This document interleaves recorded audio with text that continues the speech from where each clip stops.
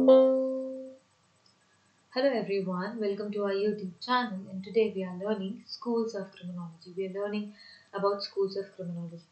So before starting the topic, I would like to recommend you all our new course which is launched recently for SOPO post, for Scene of Crime Officer post. If you want to crack this exam, if you want to have exclusive study material, sample question paper, test series, you can go to our app and you can have those courses. Okay, so we have two separate courses which is there, and if you want to crack it in the first attempt, you should like enroll yourself into that course. I would recommend that course to you all.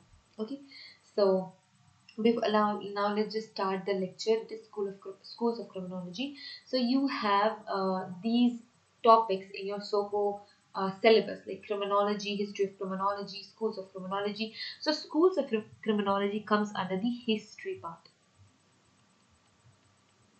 It comes under the history part. So history of criminology includes schools of criminology.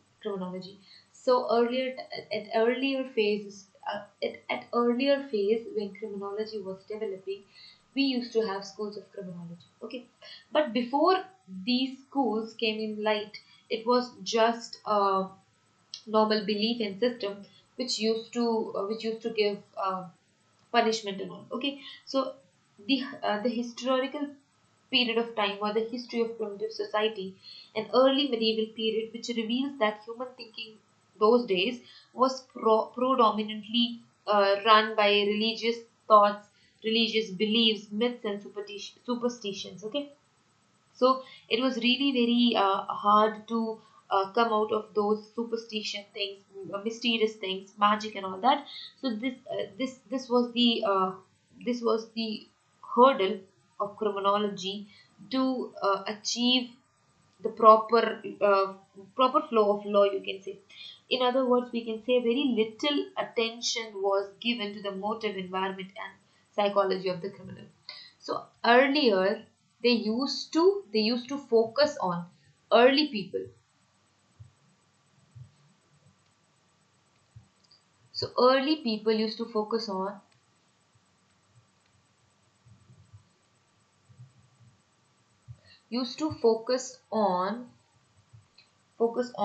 myths,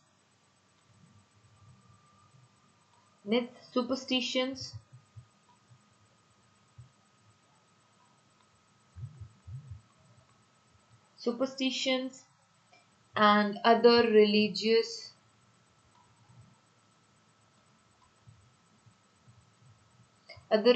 beliefs, or other religious behaviors. Okay, so they used to focus on, or all the like black magic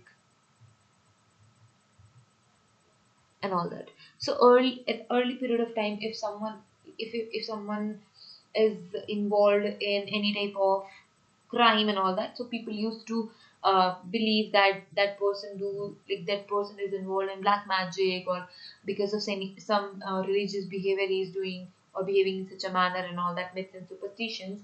And really less focus on, and less focus was given to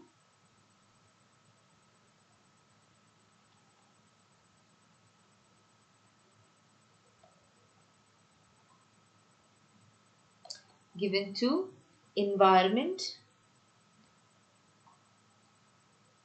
given to motive, environment,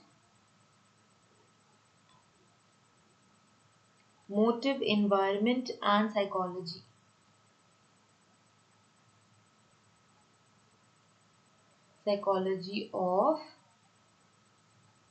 of that criminal. Okay, so these things were important: motive of the criminal, environment of the criminal, psychology of the criminal. But they were less focus on these things. Okay, so it has been generally accepted that a systematic study of criminology was needed. So the first systematic study, okay, let's start the history part now. So the first systematic study, okay, the first systematic study, okay, we can accept that the first systematic study work of criminology was first taken up by the Italian scholar named Cesare Beccaria. Okay, so that person's name, or this sociologist's name or criminologist's name was, he was an Italian, and the name is Cesare Marches de Beccaria. Okay, but we generally say Cesare Beccaria.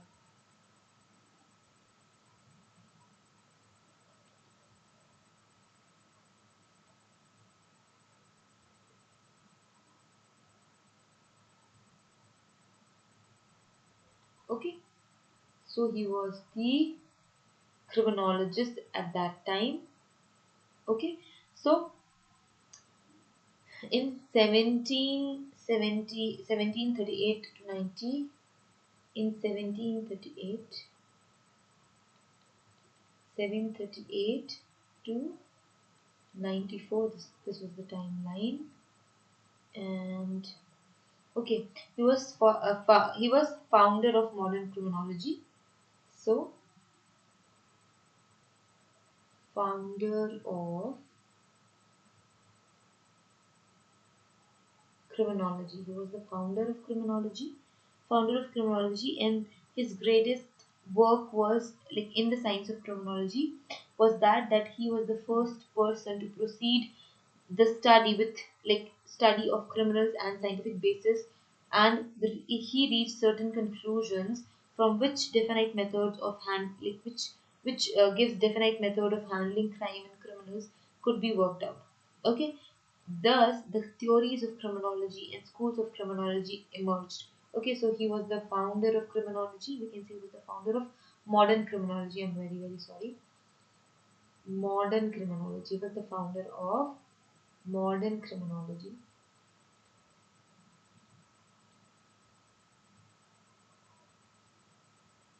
He was the founder of modern criminology. Okay, he was the founder.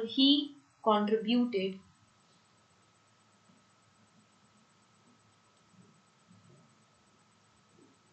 he contributed to the science of criminology,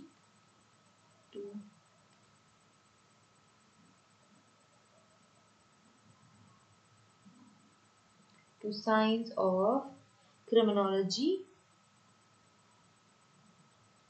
and it was the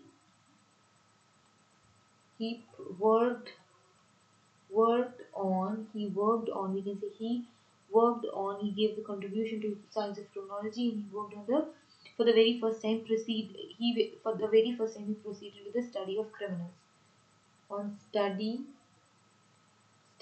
on criminals, study of criminals on a scientific basis,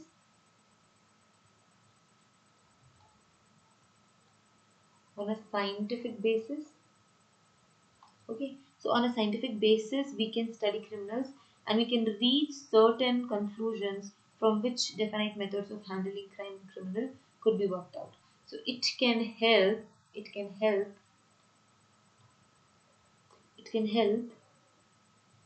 to handle methods of handling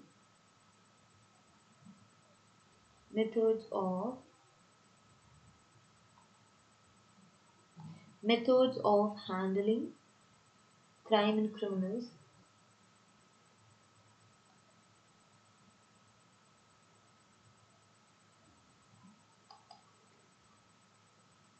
crime and criminals, method to handle crime and criminals. Okay, so the theory of criminology, or theories of criminology and schools of criminology, came in light. Okay, so we can call it theories of criminology, and the schools of criminology are the later origin. So it was the very first interaction, and school of criminology and theories of criminology come after that. Okay, it explained meaning of the term school of criminology. Sutherland pointed out that it connotates the system of theories and causation of crime, and policies of control implied to the theory of causation. Okay, it adheres of each school try to explain causation of crime and criminal behavior in their own way, relying on the theory propounded by the people and particular schools. It is like the manner it is therefore evident that each school of criminology explains crime in their own way, in their own manner, and suggests punishment and prevention measures to suit their ideology. Okay, so it suits their, so whatever suits their ideology. So we have different schools of criminology and theories of criminology. So the schools of criminology,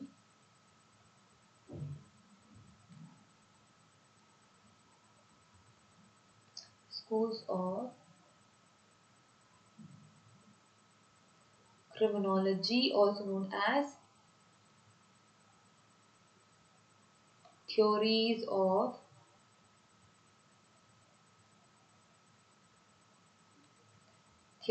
criminology.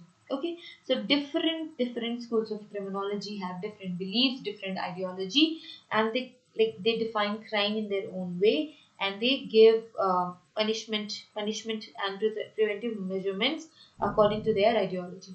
Okay, so we have, okay, so Sutherland was the person who pointed out that whatever the school of theories of criminology are there, it depends on the beliefs and belief system of that school of criminology. So we have few different types of theories of criminology and schools of criminology. So first thing is pre-classical school of criminology. So pre-classical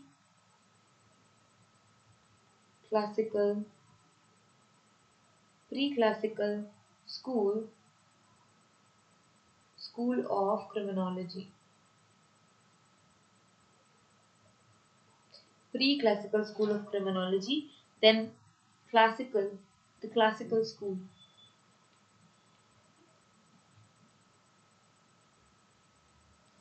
the classical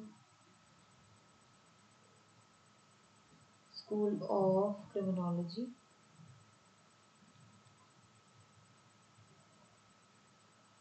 the classical school of criminology, then third school of criminology is neoclassical school,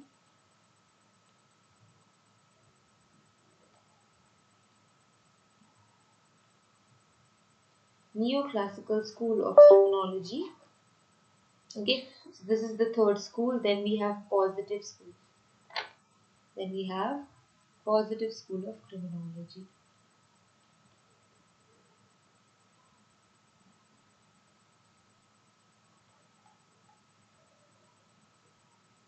Positive school of criminology.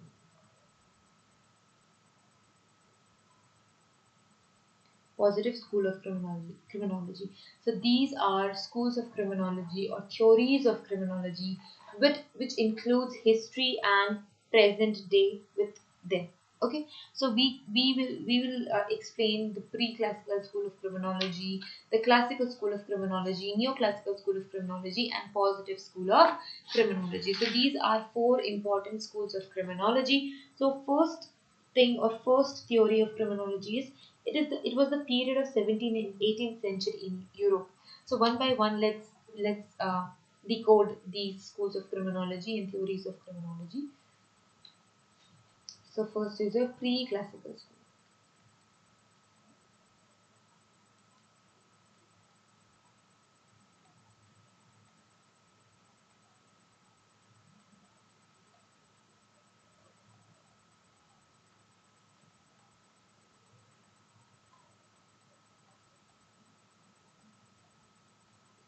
Pre-classical school of criminology. Okay, so this was the period of 17th and 18th century in Europe. So we'll make point and we'll write in points. Okay, so it was the period of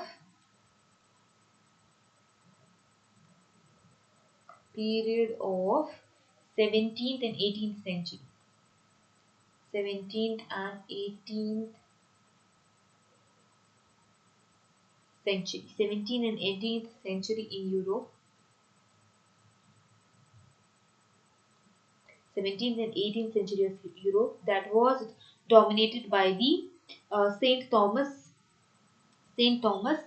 Aquinas. Okay, the dominance of this religion in the state activities was the chief characteristic of the time. But in political sphere, thinkers and people were concentrating on social contact on the basis of social evolution.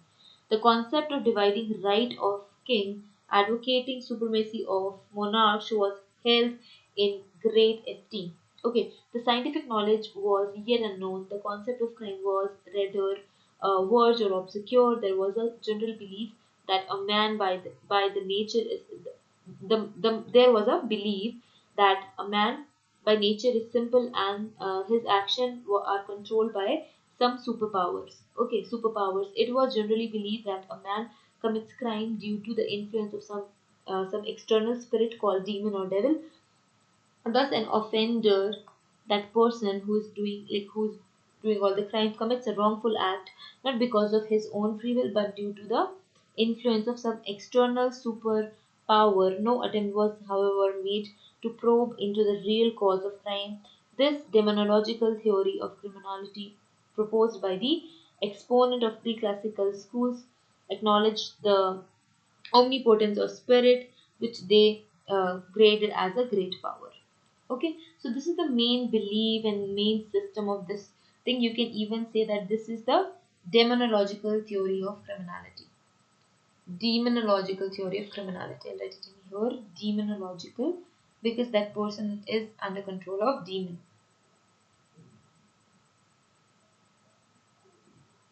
Demonological.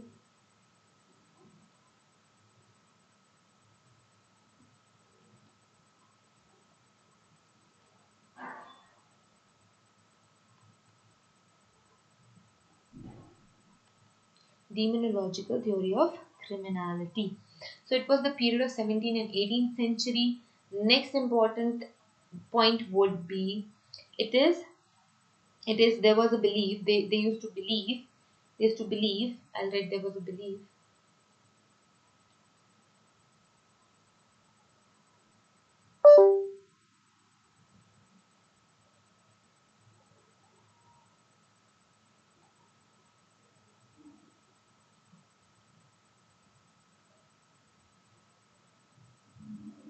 that man man's nature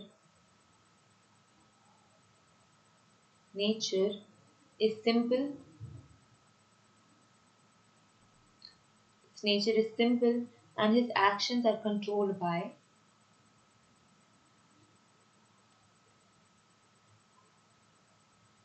actions are controlled by superpowers, some superpowers.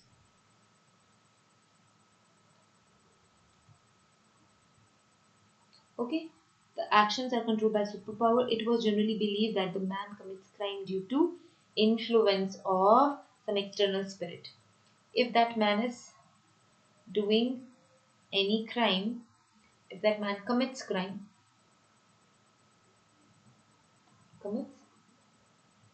if that man is committing crime, it commits crime under the influence. They used to say it is under the influence of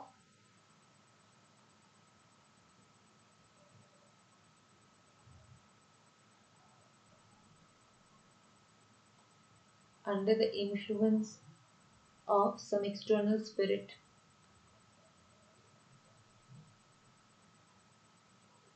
External Some external spirit or demon.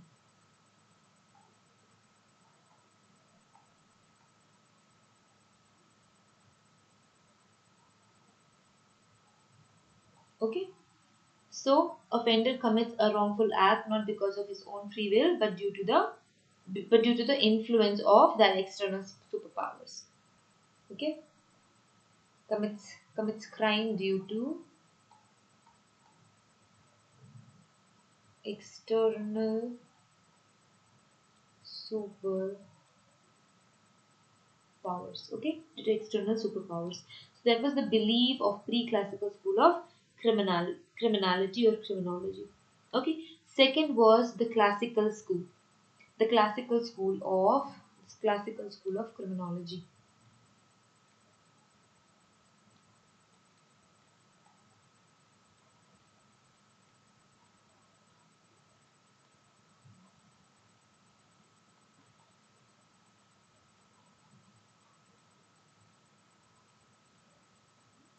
Classical school of criminology. Okay, this is the classical school of criminology. The timeline is during the middle of 18th century. Okay, during the middle of 18th century. 18th century. Okay, Beccaria was the pioneer of modern criminology.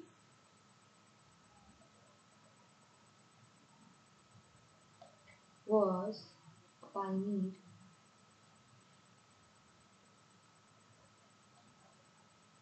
of modern criminology.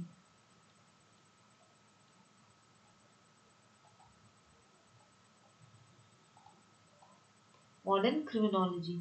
Okay, so he rejected the naturalistic theory of criminality by rejecting the omnipotence of evil spirit.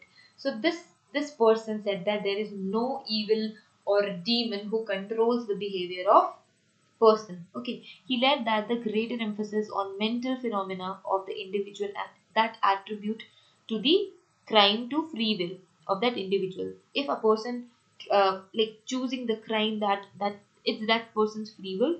He was much influenced by the utilizing philosophy of his time, which was placed in pain and pleasure theory. So, what is pain and pleasure theory? As Donald Taft rightly put the word into terms, that is free choice to commit crime by man seeking pleasure and avoiding pain.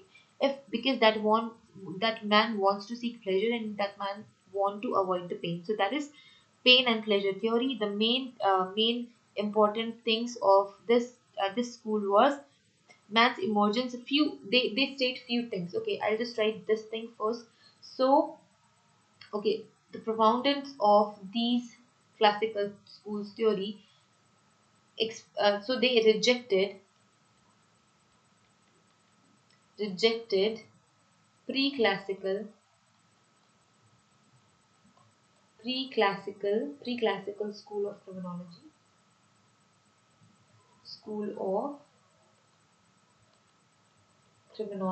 So they rejected pre-classical school of criminology. Theory of pre-classical school of criminology.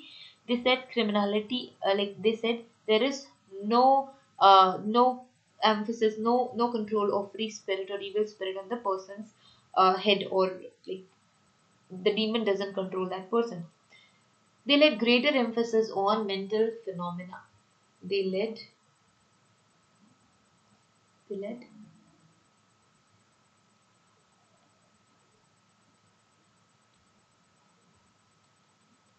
they laid greater emphasis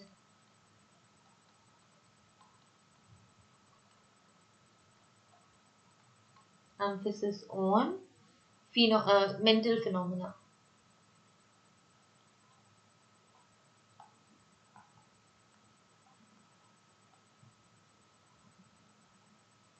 Mental phenomena of individual.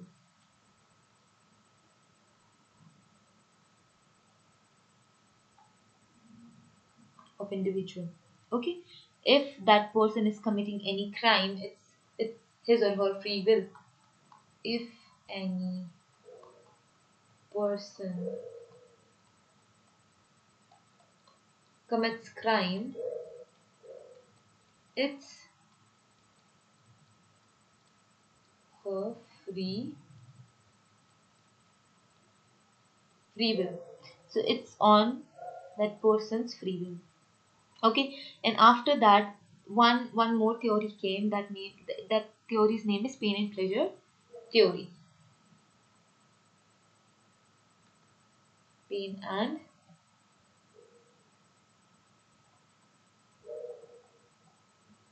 pleasure theory. Okay, so this is known as pain and pleasure theory.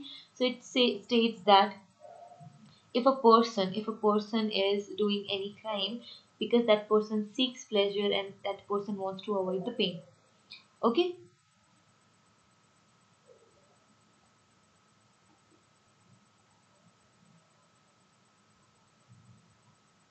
it's free choice to commit crime. It's free choice to commit crime. Okay, by seeking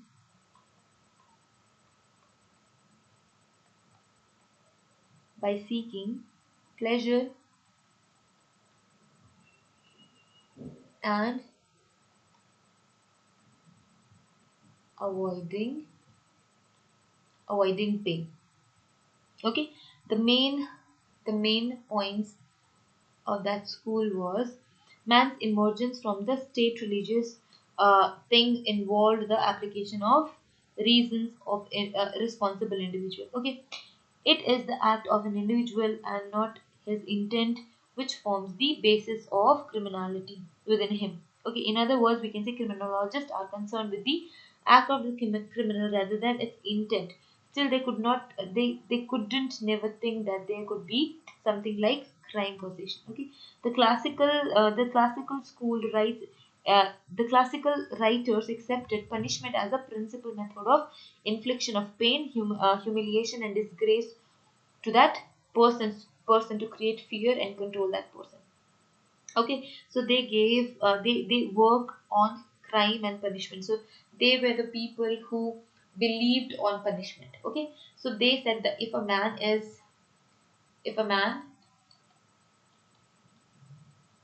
is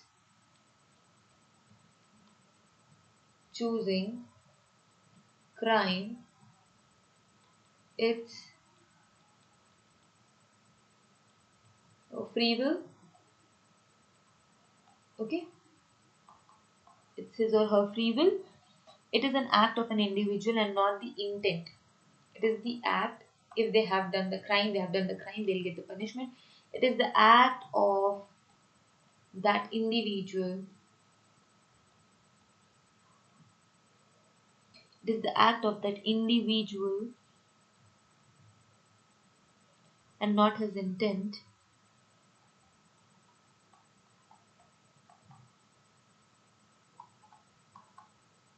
Okay, and not his intent to okay, so we will, like the classical school people focused on they focused on the act more than the intent. So in other words, act was the bigger thing and the intent was still the smaller thing. But we know that intent and act all together are important in the crime. The classical writers accepted punishment as a principal method of infliction of pain. They accepted that punishment punishment punishment as a principal method as a principal method of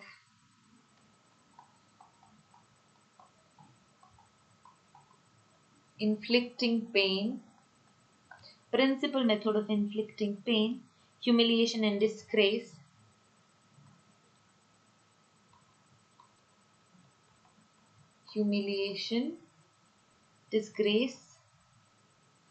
and fear it man to control its behavior,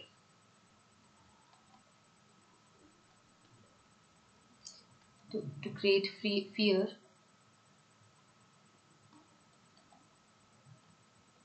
to control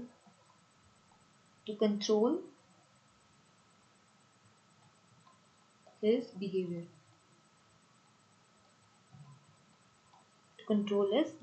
Okay, the people of this school considered prevention of crime is more important than the punishment. Okay, so prevention is crime is more important than the punishment, but they do believe in punishment.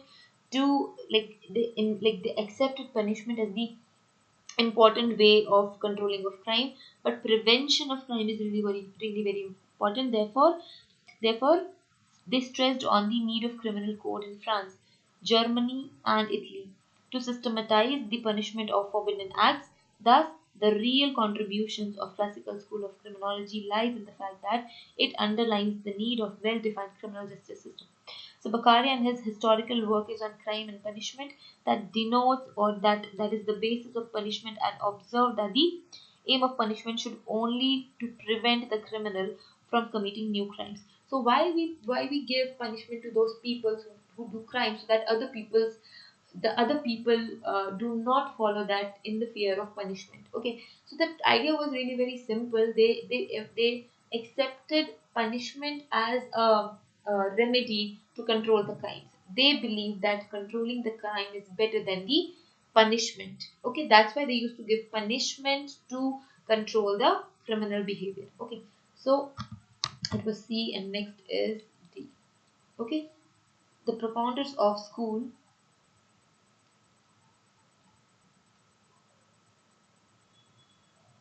this school believed on prevention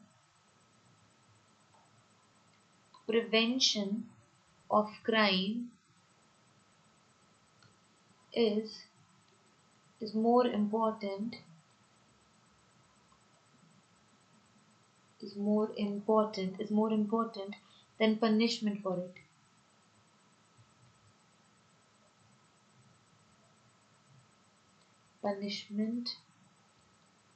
it. Okay, so prevention is important than the punishment. That's why they stressed on they stressed on.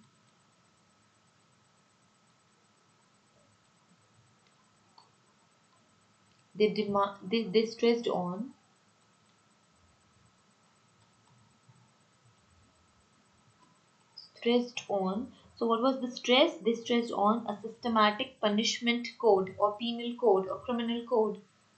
Systematic penal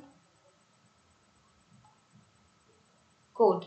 Systematic penal code and the need of criminal code. You can say penal code or criminal code. Criminal code.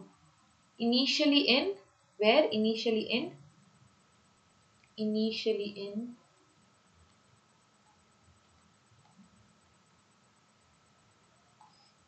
in France, Germany, and Italy.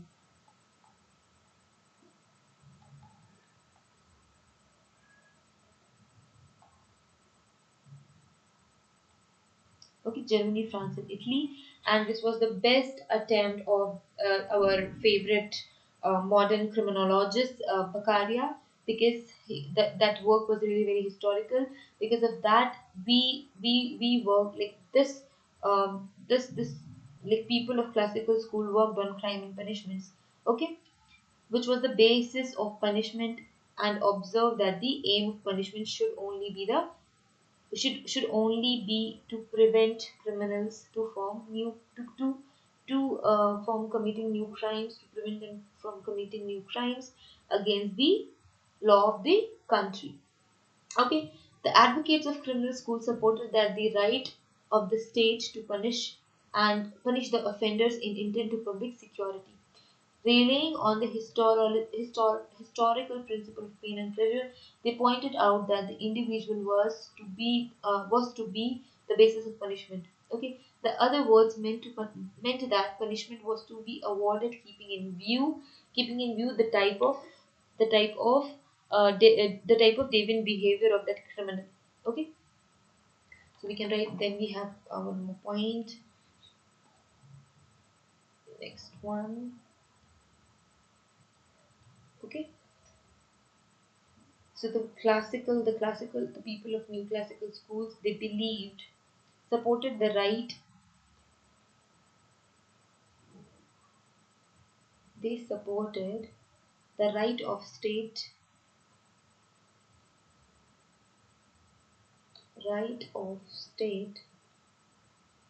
to punish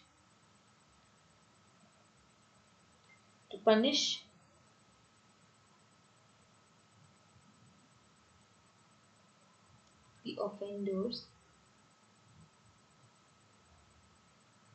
The state is the state to punish offenders in the interest of public security.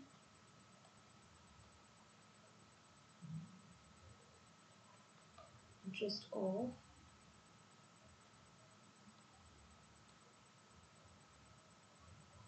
public security.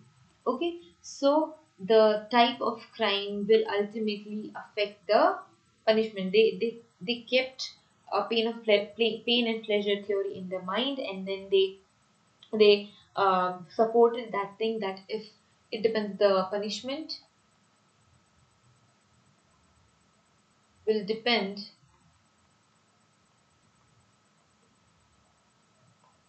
on the type and severity of crime.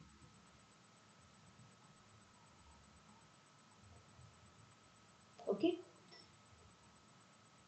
The exponents of classical school further believe that the criminal law primarily rests on positive thinking. They were against the use of powers of judges. In their opinion, the judges um, should limit their powers, and it, they should confine the law more.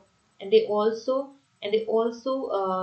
said that tortured punishment is not really very like strict torture punishment, that the judicial discretion of the uh, like value was awarded to maximum punishment. Reason must be in detail and specific. So again, the other school never liked the other school of thoughts. So this is about the new classical theory. Okay, well, sorry, the classical school. Okay, first one was the pre-classical. This was the pre-classical theory. Pre-classical theory of criminology. This was the pre-classical, and this is the classical. So classical and pre-classical is completed. In the next class, we will see new classical theory of criminology, or new classical school of criminology, and positive school of criminology. So pre-classical theory believed that a person is really very simple, and if that person is doing or committing any crime, it is because of some control of some demon on that person.